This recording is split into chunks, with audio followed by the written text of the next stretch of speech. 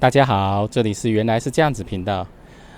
今天要介绍兰花呢，因为前两天的那个牙刷15下面有人回言说，哇，这个是一种很稀有的兰花哈，很稀少的花。其实兰花石斛没有很稀有哈，如果你常去花市，常会看到它哈。其实它还蛮普遍的哈，还蛮多的哈。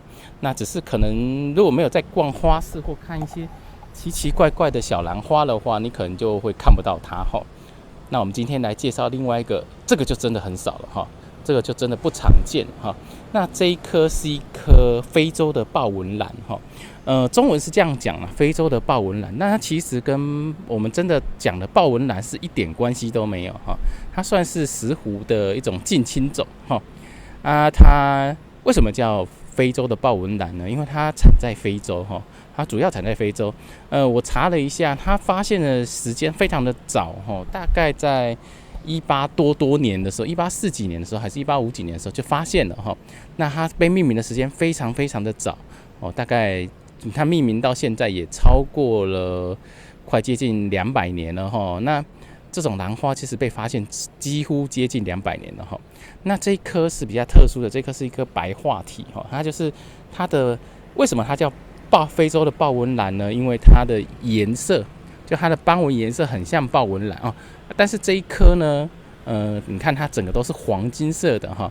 这一颗是半白化个体，就是我们叫做就是白化个体啦。你可以说它是白化个体，就是它的斑纹全部都不见了哈，那只剩下黄色跟绿色的部分。这颗个体非常的漂亮哈，这颗。前几天在前1个礼拜之前的时候，我在一颗花市看到的哈，它出来的一大批的这一颗，那这一颗是里面最漂亮的一颗哈，它的荧光色跟黄色的比例非常的漂亮，带有漂亮的荧光。当时我会把每一颗都拿起来比较哦，发现说其他跟这一颗真的差太远了哈，颜色啊，对比性啊都差好远哦，这一颗真的是一颗。我觉得真的是在那一群中万中选一的个体，非常的漂亮。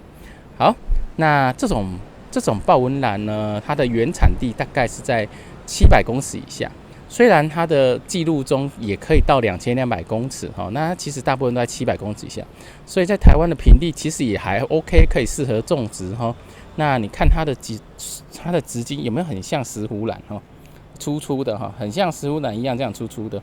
那但是它的叶子又不是那么像石斛兰哈，它算是一种很奇怪的综合体。它的学名很好玩哈，它的学名在后面那个名字的地方，仔细看它是 Africa 那个字哈，几乎是 Africa 那个字，那其实就是非洲的意思哈。它好像可以我去查了一下，它的分布地位是分布的蛮广的哈，从非洲的中央啊到一些国家都有。好 ，OK， 那我去查了一下它的种植方式，其实它也是需要比较多光的地方哈，然后水分我觉得应该也是照之前的种法一样，全干全湿再给水哈，重点是这种兰花，其实我觉得兰花不是那么怕水，但是兰花非常的怕积水哈，这是我觉得的哈。因为你水多其实没有关系，但是如果你水全部浇到满，然后不给它干燥的时间，它很容易根就会烂掉了哈。这个是兰花，我觉得照顾兰花最重要的重点之一哈。那你看它的那个颜色。整个都是黄金色的、黄绿色的，非常漂亮哈。它里头蕊心是黄色的，现在照到太阳，所以它颜色不是那么的明显，对比性不是那么明显。那很有趣哦，它这一颗充满了很重很重的香味哈。不知道你有没有闻过那个18棒的香味，就是檀香的香味哈。它比檀香的香味浓上好几倍哦，非常的浓哦，我觉得浓度非常的高哈。那可以看一下它的花，其实还蛮有特色的哈，其实很像不像，完全不是石斛兰那种花型哈，那真的很像豹纹兰哈。我在片尾的时候会贴一下台湾的豹纹兰的照片哈，如果我台湾豹纹兰的照片，我有一颗很大的台湾豹纹兰哈，它现在也在抽花梗了哈，大概再过1-2个月它就会来花喽，大概再过1个月了，我已经看到有花苞跑出来，所以大概再过1个月应该就会来花苞了哈。OK， 那今天介绍的是这一颗。这颗其实我也没有什么经验可以提供，因为今年我是第一次种植哈。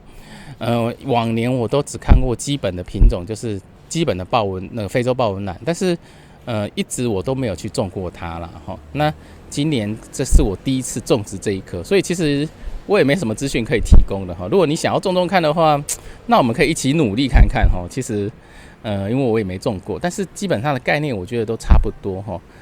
除非它是不适合台湾平地的这种兰花，像有一些兰真的是在台湾平地真的是活不了哈。像如果你玩过总结石斛啊，你有玩过蜂腰石斛啊，它在台湾平地就真的过不了夏天哈，或者是什么念珠石斛那种，在平地真的是没办法过哈。那其他如果像这种人工种植出来的哈，应该是可以过夏天的哈。好，那我们今天就介绍这一个很特别的兰花哈，这个是一颗非洲的豹纹兰哈。应该市面上很少看到，因为连我都很少看到哈。好，那我们今天的节目就到现在啦。如果你喜欢我们的频道，记得订阅并分享我们哦。那如果你有任何的问题，你可以留言给我，那我们可以互相来讨论哈。那有朋友说我这边环境很乱哈，那没办法，因为我现在还没有整理哈，没办法，因为现在兰花其实数量还蛮多的哈。那其实花一直都在工作啊，那没有时间可以整理，假日都在那边四处爬蛇哈，也是在拍照，那所以也没有时间可以整理这个兰园，真的要花时间整理一下哈。